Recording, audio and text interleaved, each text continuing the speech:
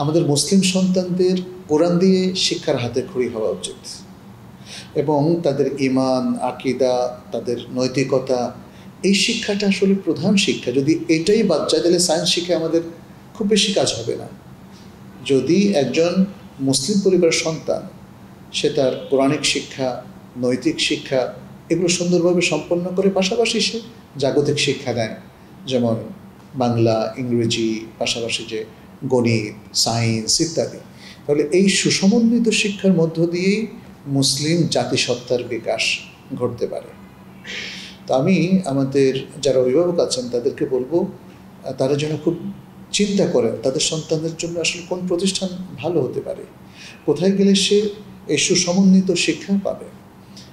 Rezala international school আমি যতটুকু দেখেছি তারা শিক্ষার সুন্দর একটা পরিবেশ তৈরি করার চেষ্টা করছে এবং পাশাপাশি প্যারেন্টসদেরকে উদ্বুদ্ধ করছে, তাদেরও ট্রেনিংয়ের ব্যবস্থা করছে এবং শিশুরা যাতে এই জাগতিক শিক্ষার পাশাপাশি, জাগতিক দক্ষতা অর্জনের পাশাপাশি তারা ইসলামী শিক্ষাটা নিতে পারে, সেই ধরনের একটা সুন্দর কারিকুলাম তারা ফলো করছে।